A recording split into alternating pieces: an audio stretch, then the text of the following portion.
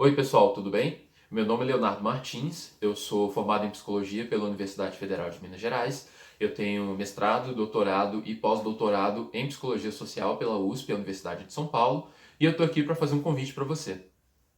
Junto com o SESD, que você pode encontrar todas essas informações em sesd.com.br, estamos criando um curso de formação em Psicologia, Neurociência e Espiritualidade. Então, a ideia é a gente fazer uma abordagem multidisciplinar ou até interdisciplinar, combinando psicologia, psiquiatria, neurociência, enfermagem, todas essas áreas que têm algum interesse ou que têm algum potencial para contribuir na discussão em relação à saúde e espiritualidade.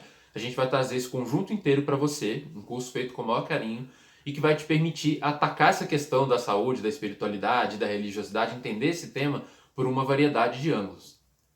Então, a gente vai trabalhar as diferenças entre saúde e espiritualidade, como que a ciência define isso. A gente vai falar muito do diagnóstico diferencial, quer dizer, se uma pessoa que está sendo atendida por você ou por outro, ela diz que ouve vozes, por exemplo.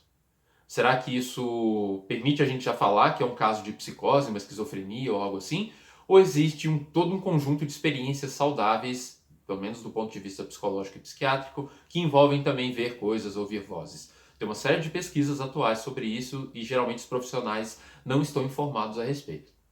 A gente vai falar também da questão mais prática do dia a dia, do consultório, como lidar com isso sem infringir nenhum problema do código de ética. A gente sabe, por exemplo, que no código de ética da psicologia a gente não pode expor e pregar a nossa própria perspectiva filosófica, política, religiosa. Mas então, como respeitar esse princípio e ainda assim falar de religião e espiritualidade quando vem do cliente, ou quando isso é um dado clinicamente relevante? Vamos falar bastante disso também, então eu pretendo, como professor de vocês desse curso, trazer uma série de casos clínicos, casos reais em que essa dimensão da religiosidade, da espiritualidade apareceu de modo bem nítido e decisivo. Eu vou falar também de um conceito que é muito pouco estudado, que é o conceito de experiências anômalas, que são experiências incomuns, estranhas, diferentes, que muitas pessoas têm, mas que normalmente não podem ser de modo fácil explicado pela ciência, como as chamadas experiências paranormais, pelo menos popularmente elas recebem esse tipo de nome. Mas o que a ciência tem estudado sobre isso? Não sei se você sabe, a toda-poderosa Associação Americana de Psicologia publicou um livro que é clássico, super recente, sobre esse assunto. A gente também vai falar da relação entre religiosidade e espiritualidade e temas clássicos da psicologia, da psiquiatria, da neurociência, como por exemplo a personalidade. Então, como os diferentes modelos de personalidade que a gente estuda na faculdade ou que a gente usa no dia a dia profissional entendem ou se articulam com esses fenômenos da religiosidade, da espiritualidade, de coisas assim. Tem alguns outros conceitos que são muito vistos nessa literatura mais religiosa ou espiritualista, como por exemplo o conceito de emergência espiritual, que até a psicologia transpessoal também trabalha, mas que tem pesquisas atuais que levantam algumas questões delicadas sobre esse conceito e que às vezes a gente não tem acesso a essa informação por estar muito entrincheirado em certos viés teóricos e coisas assim. Então eu pretendo trazer o que existe de mais novidade em relação a tudo isso, sempre com esse cuidado do que pode e do que não pode ser dito, né? Do que pode e não pode ser trabalhado, até onde a ciência consegue ir.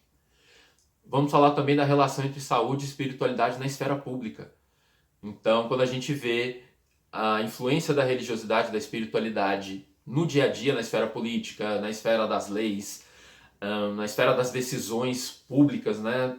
Então a gente vê certos movimentos sociais produzindo ou incentivando certos fenômenos que têm um pé religioso, têm um pé na espiritualidade. A gente vai ver como a psicologia, a psiquiatria, a neurociência podem interagir com essa esfera pública. Vamos falar também de temas polêmicos, como comunidades terapêuticas, práticas alternativas, ou seja, está imperdível. Então eu recomendo que você fique de olho, tanto no site do SESD, sesd.com.br, nas redes sociais também deles, e a gente vai se ver por lá. Fique de olho. Até breve, um grande abraço.